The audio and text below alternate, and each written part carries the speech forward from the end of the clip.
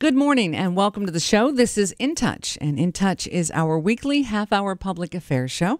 At the end of today's program, if you are a member of a nonprofit group or organization, if you are a company here in the Hudson Valley helping out a nonprofit group or organization and would like to be on the show to talk about what's important to you, issues that are of concern to you here in the Hudson Valley, in Orange County, in Sullivan County, we'd love to have you on the show, so I will give you all of my contact information at the end. So let me turn on microphones and welcome. We are going to be talking about family services today, which is very cool. It's great that you are back. And I am welcoming folks that I've had an opportunity to work with in the past. And it's great to have you both here. We have Brian Doyle, who is the Chief Executive Officer of Family Services. You were here last year. I didn't scare you away. I'm grateful for that. You came back. So, Brian, thank you. Welcome and good morning. Beth, thank you for having us. It's really a pleasure to be back with you, and hopefully we can cover a lot of ground in just this short period of time. I have a feeling you're going to have to come back, just so long as we just go into this knowing we're going to need to book another Absolutely, interview. you bet. Then I'm fine. Pam Tarquinio is here, and Pam is the Development Officer of Family Services. Pam, it's very nice to see you again. It's nice to have you in the studio with me. Thank you, Beth, for inviting us. We're thrilled to be here, and it's always a pleasure to sit down and chat with you. It's very cool. So, Family Services, Brian, I want to start with you before we turn the microphones on. That is probably the only question that I prepare before we do the show is, what is the first question? To me, it's always about, I know people have heard of family services. People may have their own definition of what it is, but let's get everybody informed and educated. When we're talking about family services, what are we talking about? Where have they been? Where are you guys going? Which is an extremely loaded question. So, Sure. Well, family services, believe it or not, has been around since 1879. And through the ages, we've been providing services to people in the community. And depending upon the changing needs of the community, our services have really shifted from different focuses. But I will tell you, its focus has always been on helping families and individuals achieve as much independence as they can possibly achieve. We operate a vast array of services. We're very multifaceted. I think of it as a diamond, as having many different facets, and depending upon the service that you're receiving, you see it from a different vantage point. I can run down a little bit what those services are. First of all, we serve Ulster and Dutchess counties. In 2014, we served over 9,000 people, adults and children, in the two counties. In Ulster County, we are very proud of our family education program, which works with families where there has been some instance of neglect or abuse, but there's a recognition that these families can be strengthened and can be worked with so that there is not a repeat of that neglect or abuse. So we use curricula that are evidence-based in working to help people achieve better parenting skills. You know, you and I perhaps had the benefit, presumably, of good parenting. And so, you know, I'm in a position, I think, where I can be a good parent and have been a good parent to my sons along with my wife. But so many people have not had the benefit of good parenting themselves. And, you know, that's where we come in to help moms and dads really strengthen their parenting skills so that they can love their children as much as they really want to. So that's one program. The Ulster Prevention Council focuses on the prevention of substance abuse in Ulster County and really focusing on the high school population in trying to really address what the pitfalls of even casual use of drugs can be. So we work in all of the high schools in Ulster County. In Dutchess County, a variety of services, our domestic violence services, our crime victims assistance, working with victims of domestic violence and other crimes. We operate the rape crisis advocacy program. We have hotlines that have been answered over 4,000 times in the past year. Wow. Victims of various sexual assault, domestic violence, referrals from police, from hospitals. So we work very closely with our community partners. We are embedded in the district attorney's office, in the city of Poughkeepsie Police, the town of Poughkeepsie Police, the sheriff's office, the town of Hyde Park Police, the Beacon City Police, working with law enforcement and the courts and criminal justice system in supporting victims, and also organizing a universal response to domestic violence. Similarly, we are launching a sexual assault response team that we've just appointed the new coordinator for that, again, to develop a universal response to sexual assault in Dutchess County. And we've done this with great support from the county legislature, the county executive have been very supportive of our efforts. Our youth programs include the after-school programs in Clinton and Krieger elementary schools in the city of Poughkeepsie School District, as well as the Teen Resource Activity Center that operates out of our main building at 29 North Hamilton Street. We have a forensics unit working with those who have committed sex offenses, those who have committed domestic abuse, working with them in a high public safety and highly accountable program where we hold these individuals accountable. We work very close with the courts, with probation, in ensuring, or at least doing our darndest to ensure that there are not repeat offenses, whether it's by using polygraph tests, electronic monitoring, and other sorts of accountability measures. We operate the child care center in the family court so that when mom or dad are in with a judge, there's a safe place for their child to be taken care of, an environment where, they can feel secure and cared for. We also operate the supervised visitation program in family court. For those non-custodial parents who still wish to visit their child but need the supervised visitation that we provide as is ordered by the court. And then, of course, there's the Family Partnership Center at 29 North Hamilton Street, which is the old Our Lady of Lourdes High School that where we're landlords, but we're partners also with 21 other programs and agencies that serve the community. And in the Family Partnership Center alone, in a given year, there are over 70,000 client visits for people who are seeking health care, dental care, behavioral health, people who may be struggling with homelessness, people who are hungry and are served by an agency such as Dutchess Outreach. So these are all agencies that are partners with us at the Family Partnership Center. So that gives you a glimpse of the breadth and the depth of the work that we do at Family Services. The one thing that I look at, first off, I'm not sure how you have time to leave the building to come and do an interview when you look at all of this, being in charge of all of that. But the other thing is, to me, as you're going through these programs, I keep thinking there's a safety net. There's someone to talk to. There's a place to go. There's someone to talk to when it's happening. There's someone to talk to after, heaven forbid, something has happened.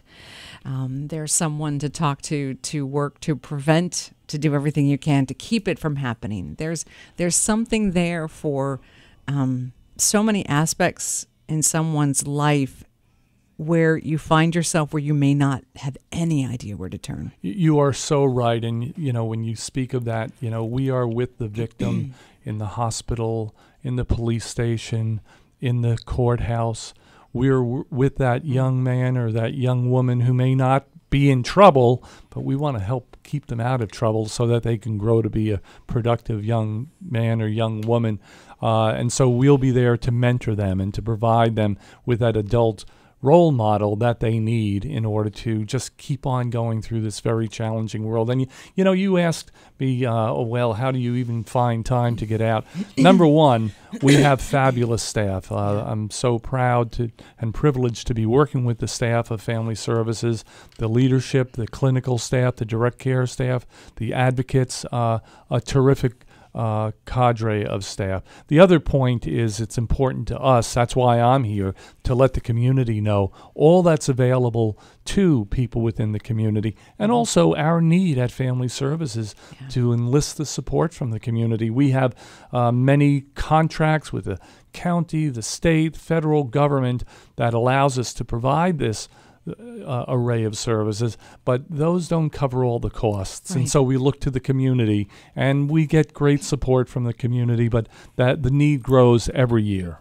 Well, there's another thing, too, you talked about in terms of strengthening parenting skills, whether there's been a case of neglect or what have you. And you also talked about the Ulster County and the drug addiction, and oftentimes those go hand in hand of someone who is a parent, someone who's about to be a parent has fallen into addiction. They need help.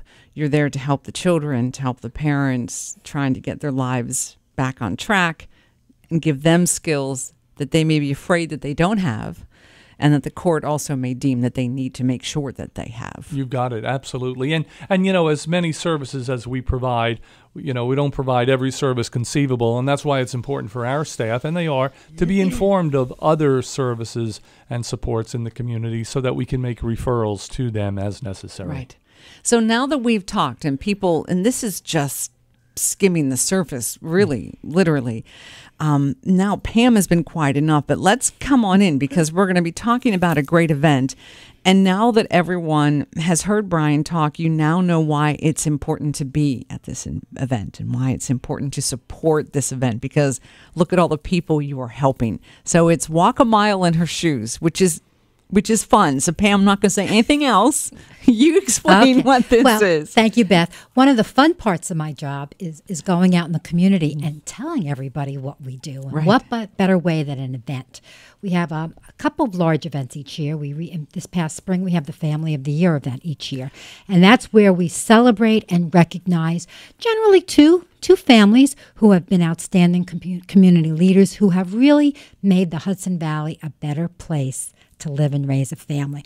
We had a great year. We honored some terrific people. So then our focus turns to our fall event, which is outdoors at the beautiful All Sport Health and Fitness Outdoor Club in Fishkill. And the full name of this event, Beth, so that we stay, is Walk a Mile in Her Shoes, the International Men's March to Stop Rape, Sexual Assault, and Gender Violence, commonly known as Walk a Mile. So that's my shortcut term for it. But it truly is. And this started, a gentleman in California started this event. And he invited a bunch of guys to put on some heels and say, walk a mile in her shoes, using a lighthearted approach, but to really get the word out about sexual assault, gender violence, and domestic violence as well. We know that 1 in 3 women will be sexually abused in her lifetime. We know that nearly 1 in 6 boys will be sexually abused before they turn 18. And we know that every 15 seconds, an act of domestic violence occurs in the United States. And these statistics are national statistics, but they apply right in our community. And when I joined Family Services, I was surprised, I was educated to learn that sexual assault and domestic violence are no strangers to our community. Right. So what this event does is it gets the word out. Listen, folks, here's what we can do. We want to end sexual assault. We want to end gender violence, domestic violence. And here's our time to go out and say no more. Yeah. So on Saturday, October 3rd, we are hosting Walk a Mile in Her Shoes at All Sport Health and Fitness Outdoor Club. And we thank Town Square Media of the Hudson Valley, who is our media sponsor, as well as Health Quest, who is our presenting sponsor, and, of course, the great folks at All Sports sharing their beautiful, beautiful facility and recreational club with us. On that day, we have invited men, women, and children to come on down. You know, we suggest to the men, you want to put on some women's shoes, you want to put on some flip-flops, you want to put something, we'll decorate your shoes. Shoes are a fun option, but they're not a requirement. Right. It's also a family-friendly event because while women are the primary victims of sexual assault, although those numbers are shifting a little bit, and, men are also victims, it's a family issue. Yeah. It goes to the heart of family. And we're inviting families to come on down. We'll have kid-friendly activities. There's an inflatable slide. There's a silent auction. We have various exhibits about the services Family Services provides to the community. And it is a fun day, but it's a fun day that uses a unique method of spreading a very serious message. And we want to stand together. Last year we had a young woman who was brave enough to get up and speak about her own sexual assault. And it was, if you can imagine, 200 people, some weeping, silently watching this woman who was very proud to share her story, but it was, I don't think you could hear a pin drop. Wow. And so we have a lot to say, and we want to get the message out, and we want to invite everybody to join us. It's Saturday morning, rain or shine, Saturday, October 3rd at All Sport in Fishkill. The doors will open at 9 o'clock, and we want everybody to come on in when you can, because we'll have the silent auction, we'll have exhibits, we'll have people walking around, we'll be taking lots of pictures, and we have some people who really get into the spirit of things and dressing up. We have people working on decorating flip-flops, if that's your choice. And then at 10 o'clock, we'll kick off the walk, and we'll have a ribbon cutting. We keep the speaking program to a minimum, although we do have a woman who's going to share her story with us. And then we're going to get out and walk a mile, or whatever you can walk. And, we're using this event that the funds we raise are critical to continue the work we're doing. Yeah. Pam just said that it's a family-friendly event. It certainly is. And last year, people brought their sons, their daughters. There were women and men. And we really want people to know that it is a family-friendly event. Everyone is invited. But I myself really am focusing on the men that I know in saying, come on out, participate, support this event, because many people think of sexual assault or domestic violence as being a woman's issue. It's a men's issue. Right. It's a men's issue, and I think it's going to be primarily men who are going to be effective in eradicating sexual assault and domestic violence. And some people will look at me and say, well, isn't that silly? He's wearing heels. And how could you do that? Isn't that embarrassing? You know what? If that's what it takes to draw attention to this issue, I'm certainly more than willing to do that. And walking in a mile in those shoes has very little in comparison to the strife that women, predominantly women, endure given the proliferation of sexual assault and domestic violence in this community, but also across the state, across the nation, and unfortunately across the world. And as you were talking, Brian, you were talking, Pam, and Pam gave me the sheet as you were talking about 1 in 3 women and nearly 1 in 6 boys. The fact that also on the info that you gave me, 50% of all sexual assaults occur while out on a date. So that is striking to me, not surprising to me, but I think it's an important piece of information. And Brian, as you said, if walking a mile in a pair of high heels, it's nothing, because that can't be fun. I wouldn't want to do it on a normal day. But it doesn't even come close to what happens to people. And the fact that on a date, which a lot of people don't know and aren't prepared for. Well, and that also goes to, we know approximately 68% of sexual assaults are not reported to the police. Yeah. And I think date rape is one of those instances where people are embarrassed. Did I do something wrong? And this victim blaming has occurred in instances. So again, by holding events like this, we're taking the stigma away. No one deserves to be sexually assaulted or abused in a relationship. So so again, these events are very, very important for getting a very important message out to everyone. Chrissy Hine just recently of the Pretenders, I don't know if you saw this or not, she wrote her autobiography. And there was a quote in there, and on the CBS this morning, please forgive me, forget the reporter's name, said that Chrissy said, if you're going to hang out with a certain group of guys, then, sexual assault is to be expected. I disagree with that statement in the biggest font possible. And that raised an awful lot of, there was quite a bit of conversation on social media, on Facebook and on Twitter about that comment. And I thought of that, Pam, as you had mentioned that, there is, people blame the victim, say, oh, they must have done something. Oh, isn't that true? They must have worn the wrong thing or something. Such a widely held approach and attitude. And, when you examine it, it's exactly that. It's blaming the victim. It's completely displacing the accountability. And, if something ever happened to my granddaughter or my niece, I certainly would hope that people do not point their finger at her, but instead hold that guy accountable for what he has done. And not get distracted by those other side conversations, which are so counter to really addressing this issue. Right. We're very prevention-oriented as well. I mean, we are there when something has happened, but that's not enough. Right. And one of our key programs is the Mentors in Violence Prevention Program, which takes place on college campuses. Wow. And there we work with students, young men, and also give them tools for bystander intervention. Fancy word, right? What can you do? I mean, It's hard to stand out in a crowd and say, stop that right now. But giving people tools to what they can do to help when they see a potential case. And they may be simple tools. It may be something as simple as, hey, Joan, come with me now. We're going to run down and go catch this movie. See you later, guys. Something that simple that diffuses a situation before it gets to be a serious attack. Yes. I had a friend do that when I was just out of college, and we had all gone out to a club, and there was a guy that was seriously crossing a line. And I had a very good friend of mine, because I'm trying to be polite. I'm not trying to be rude. We're all in a social setting, and, you're all trying to, you're all out. And I had a friend of mine kind of take my arm and go, Beth, come on over here. I just want to show you something. And it wasn't until we were like 3 or 4 steps in that I realized what he had just done for me. Right. Yeah.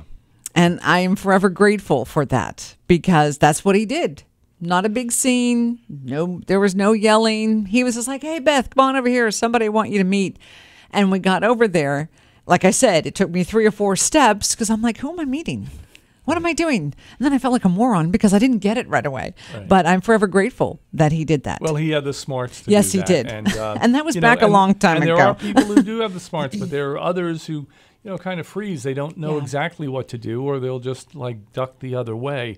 And so this is an important program. And working with the area colleges, is very good in that regard. And we've gotten a lot of cooperation, particularly from Marist College, but certainly from Vassar and Dutchess. And I know our new sexual assault response team coordinator is going to be meeting up at Bard tomorrow and speaking to them as well. So that's very important, that prevention aspect of it. And it goes even before that. I talked about the after-school programs and the Teen Resource Activity Center. Well, even at those ages in the elementary school or the middle school or the high school, it's about teaching kids about respectful relationships, ones that are devoid of that dynamic of control or gender norms that are so pervasive but so destructive within our society. So it's a matter of starting early on, even before college, even before high school, but just on the playground, literally on the playground, and that, of course, goes to the issue of bullying and so many other ways in which there's a lack of health and a lack of respect in too many relationships. Yeah, and that speaks to what you were saying, Pam, of preventative, of really talking about it before it happens so that it doesn't happen. Absolutely, and one of the terrific things about our Walk a Mile event is our program staff will be at the event. They'll be there with information. It's a great place to see all of us in one spot at one time, because as you can imagine, our staff is all over and doing a multitude of things. It's a great place to get information, and it's a great place to get information to give a friend. I was just going to say that if you go to this event and if you think there's somebody in your life, what a simple, easy thing. You're already there. You pick up the information. Yeah. And, our hotlines are confidential. Yeah. And pick up the phone and call. Our services are free. We have a tremendous amount between our advocacy, our therapeutic, our counseling services. We work with the whole family because we want to help people heal. Yeah, because like you said, it is a family issue. It is. If there is a domestic violence, it is a family issue. A sexual assault, it is. It is. I also want to just emphasize how much we appreciate the support that we're getting from All Sport, from HealthQuest, certainly from Town Square Media of the Hudson Valley.